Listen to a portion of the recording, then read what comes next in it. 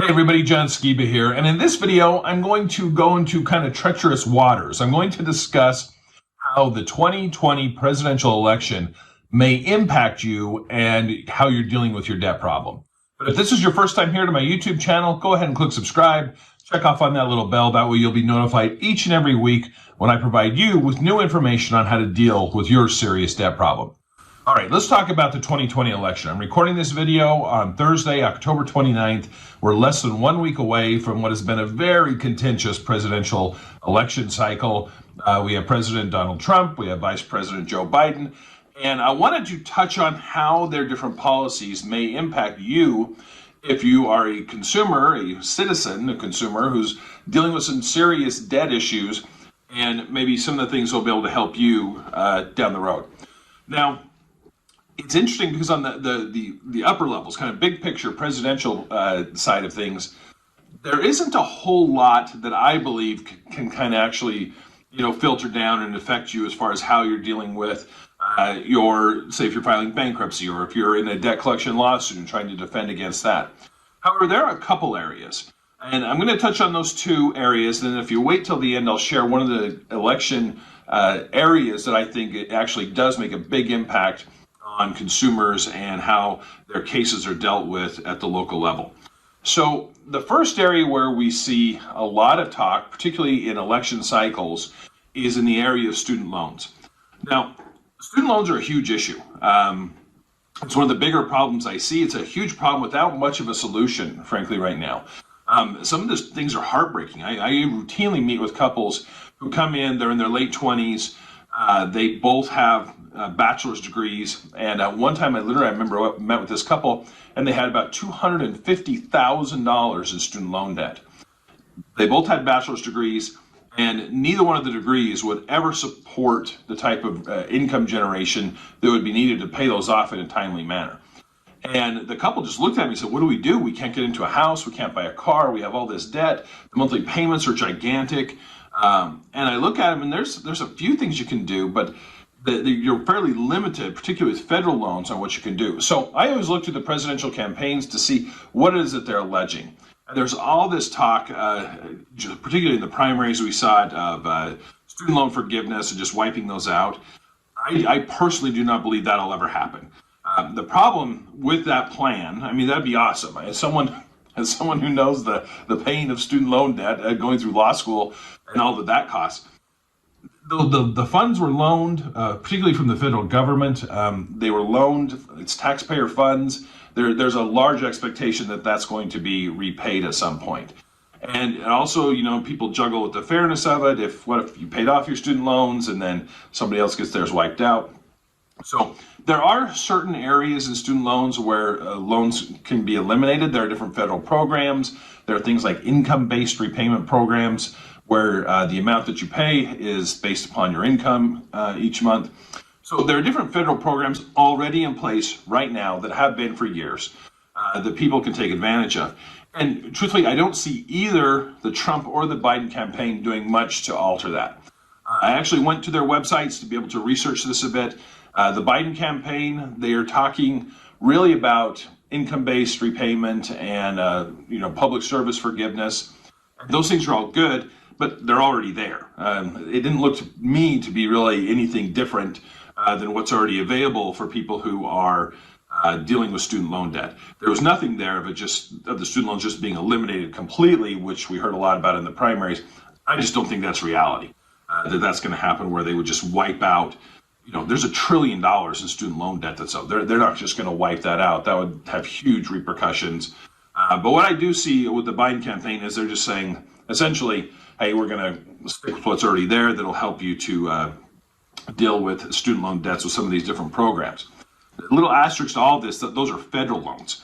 Many people are taking out private student loans. I know I took out some private student loans when I was going through law school. Those are not governed under these federal programs. Those are essentially large credit cards that don't go away in bankruptcy. Now, on the Trump side of things, if you look on his website, really what he's talking about is just making the system somewhat easier to use, which isn't an insignificant thing. He literally talks about devoting resources, which I think the administration has done to make the customer service side of things better, which has been a big problem. It was very similar to calling the IRS. If you've ever done that before, here at my job, sometimes I have to call the IRS. You'll sit on hold for 2 hours. And in what universe is that acceptable? No business would be able to do that. But basically devoting some funds to make it so the process is somewhat simpler for people to use, particularly if you're applying for those income-based programs or service-based forgiveness or disability-based forgiveness. Having the structure in place to have those programs, which can offer some real relief, operate more efficiently, it's a pretty big deal. So when it comes to student loans, whether it's Biden or whether it's Trump, I really don't see much changing there. I really don't. Unfortunately, I think that the one key area where it could change is if they amended the bankruptcy code. I'm not believing that that'll happen under either Trump or Biden. I was actually in law school when they amended the bankruptcy code back in 2005. And I remember actually, I should say this, I started law school in the year 2000, and I remember taking bankruptcy. My bankruptcy professor there was a guy named Bruce Markell, who went on to become a bankruptcy judge. He wrote this treatise called Colliers on Bankruptcy. He was one of the main contributors there. Just a well tuned into the bankruptcy scene. And I remember in 2000 him telling us, Congress is working on revising the bankruptcy code. We should have it by the end of the semester. So what I'm teaching you now may change, was kind of his theme. All 3 years of law school, 2003, they still were at impasse, and it finally was amended in 2005, and they reworked the whole thing. And it was that was the biggest change in the bankruptcy code in years. And so that process works very slowly. That amendment back in 2005 is what made student loans across the board. There was a presumption now that they would be non-dischargeable, meaning they don't go away in bankruptcy.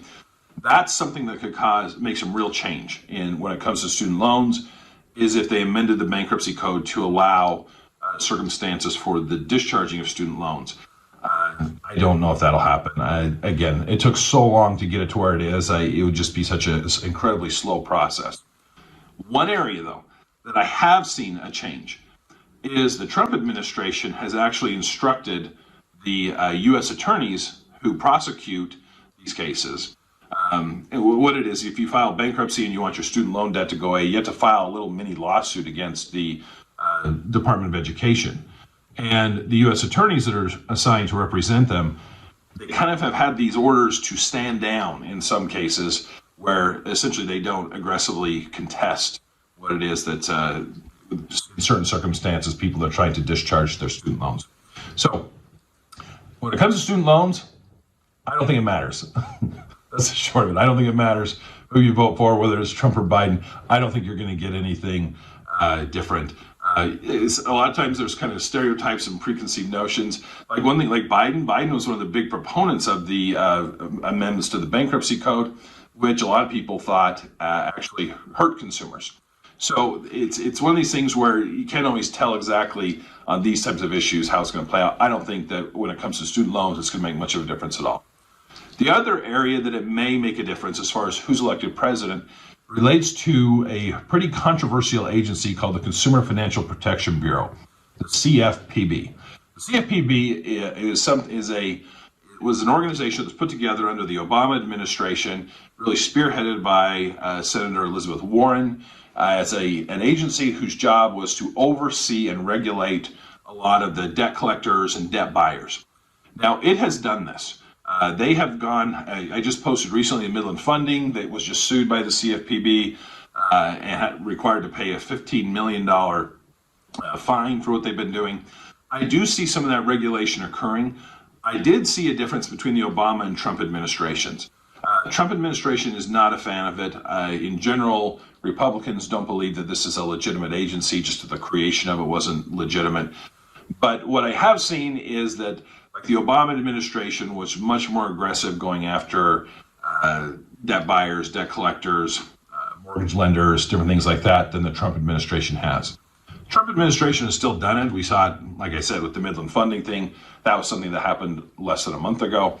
So they're still doing it. I just have seen a shift in the aggressiveness towards some of these debt buyers and the way that they're being regulated. So that is one area where I anticipate if you have a Trump administration, we'll probably see more of what we've been seeing over the last few years. The Biden administration, they'll probably switch out the director there, and you're likely to see a much more maybe aggressive pursuit of some of these debt buyers, would be my guess, just based upon the appointments and the fact that that's how it was under the Obama administration. Again, the one thing there, I don't see that really trickling down and making a huge difference in debt buyer cases. It may affect the approach that the debt buyers may have to their cases and being more careful. But frankly, again, like we saw with Midland Funding, the CFPB under the Obama administration issued what's called a consent order, where Midland Funding was required to adhere to certain guidelines. And years later, they ended up being sued under the Trump administration because they didn't follow through with it. So a big part of it is these debt buyers have to actually follow through and pay the penalties that are being assessed to them by the CFPB, and there's problems there. So unfortunately, I don't know if it'll really matter who you vote for when it comes to the Consumer Financial Protection Bureau as well. It'll probably matter to the debt buyers. The debt buyers and other collectors, I'm sure that they very much do not want a Biden administration, because under the Obama administration, they paid a lot more in fines and penalties. I just didn't see it making a big difference down at the local level. So let me talk about an area in this upcoming election that I think can make the biggest difference in your case. And it actually happens to be at the local level. In many states, judges are elected. Like here in Arizona, our justice of the peace, who handle the majority of debt collection cases, they are elected just by the public. And I've seen in other states. I know I was in Nevada just recently. The Superior Court judges there, and even the Supreme Court judges in Nevada, are elected. That tends to make a bigger difference, because those are the individuals that you are working with, who are actually going to hear your case, who are, if you get sued, if you get evicted, if you get a car repossessed, they're the ones that are going to make a difference in the overall outcome of your case. So I would recommend, as you're looking at the candidates to vote, if there are judges on that the ballot, to really take some time and to learn about them and learn what their positions and their platform really is, because those are the ones that have a huge impact on people's lives. In Arizona, I'm always interested to see that the justice of the peace, who often is elected with just relatively few votes, they play a bigger direct impact in people's lives than almost anything on the presidential scale. Because they're the ones who, if you get a ticket, if you get charged with a crime, if you get evicted, if you get your car repossessed, if you get sued by a debt buyer, those are the ones who are making the decisions. So those are the ones that are going to have an immediate impact on your pocketbook, on your life, even maybe your freedom if it's a criminal type matter. So I would recommend you really pay close attention to the local judges, because those judges have a ton of power that people don't often associate with a local office or even a lower court judge. So I hope that helps. I hope you get out and vote. It's a crazy time. We're almost to the end. I think we always reach this fever pitch, and the country's kind of just ready that, hey, we got to make a decision and then let's just move on, because we can't live like this. I appreciate you watching today. I hope that's helpful. Again, thanks for watching.